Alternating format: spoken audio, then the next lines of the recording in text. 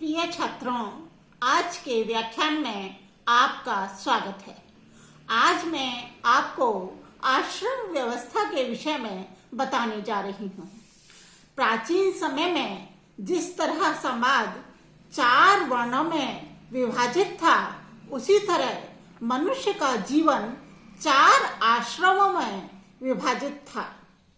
जीवेद शरदः शतम् तथा शतायुर्वै पुरुषः, इन वेदोक्तियों के अनुसार मनुष्य की संपूर्ण आयु को 100 वर्षों का माना गया है।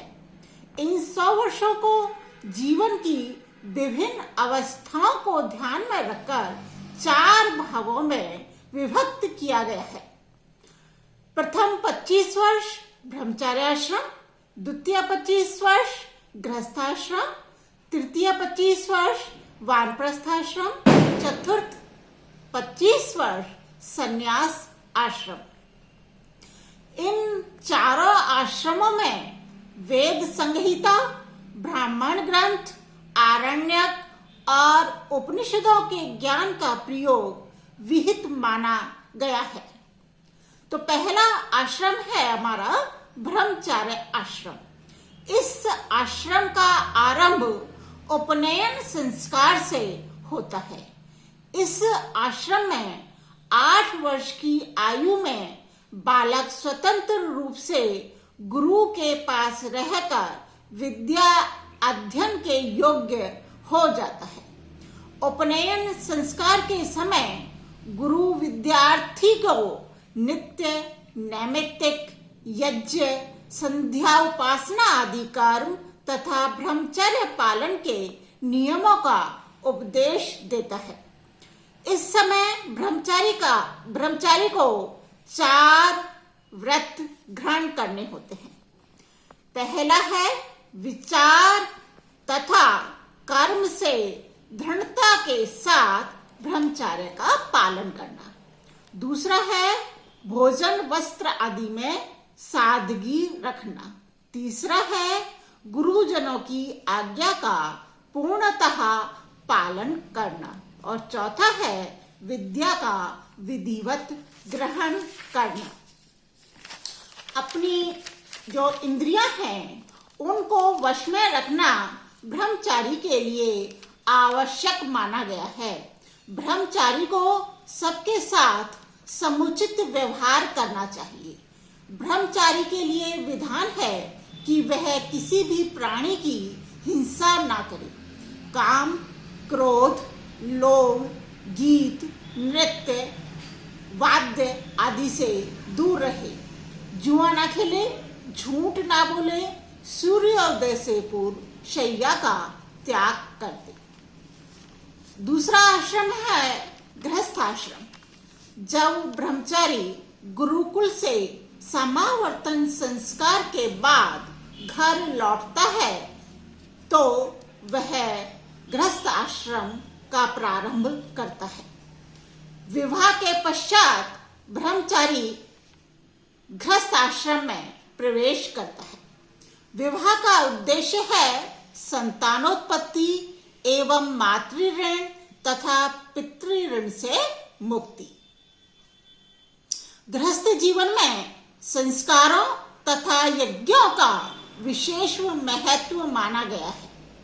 परिवार के समस्त सदस्यों के पालन पोषण का उत्तरदायित्व भी गृह स्वामी ही पूरा करता है। गृहस्थ को 5 यज्ञ नित्य प्रति करने चाहिए। उनके नाम हैं ब्रह्म यज्ञ, देव यज्ञ, पितृयज्ञ, अतिथि यज्ञ, भूत यज्ञ और नृ यज्ञ। गृहस्थ आश्रम को हमारे ऋषियों ने समस्त आश्रमों में मुख्य बतलाया है। तीसरा है वानप्रस्थाश्रम। गृहस्थी में रहते हुए जब पुत्र के पुत्र हो जाए तो मनुष्य को वानप्रस्थाश्रम को स्वीकार करने का विधान है।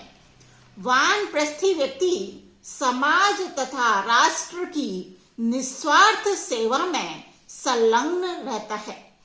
वानप्रस्थी व्यक्ति संसार के विषय भोगों से पृथक रहकर इंद्रियों को अपने वश में रखता हुआ वन में रहता है। उसके लिए विधान है कि वह नित्य 5 महायज्ञों का संपादन गृहस्थ के समान ही करे, सादा जीवन तथा उच्च विचार धारण करे, अपनी वासनाओं का दमन करता हुआ आध्यात्मिक चिंतन में लगा रहे तथा विशिष्ट पर्व आदि के अवसरों पर वानप्रस्थ व्यक्ति ग्राम या नगरों में जाकर मनुष्य को धार्मिक उपदेश प्रदान करे। चौथा आश्रम है संन्यास आश्रम। यह आश्रम जीवन का अंतिम आश्रम है।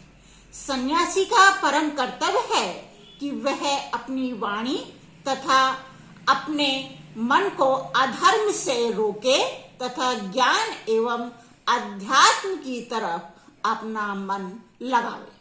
वह योग को धारण करे तथा समस्त विषयों से अपने चित्त को हटाए और उसे परमात्मा में स्थिर करे। गीता का कथन है कि परोपकार आदि संपूर्ण धार्मिक कृत्य सन्यासी को भी करने चाहिए, परंतु उनके फल में किसी तरह की आसक्ति नहीं रखनी चाहिए। सन्यासी को ज्यादातर एकांतवास करना चाहिए, तभी उसका आत्मचिंतन का कार्य संपन्न हो सकता है। उसे ग्रामों नगरों के वातावरण से दूर पर्वतों या वनों में ही रहना उचित है, तभी वह वैराग्य तथा त्याग के आदर्श का पालन कर सकता है। संन्यास आश्रम में समस्त लौकिक संबंधों का त्याग किया जाता है। वह मौन व्रत धारण करता है तथा अपने वस्त्रों को गेरुए रंग से रंगता है। उसका मुख्य उद्देश्य आत्मचिंतन है।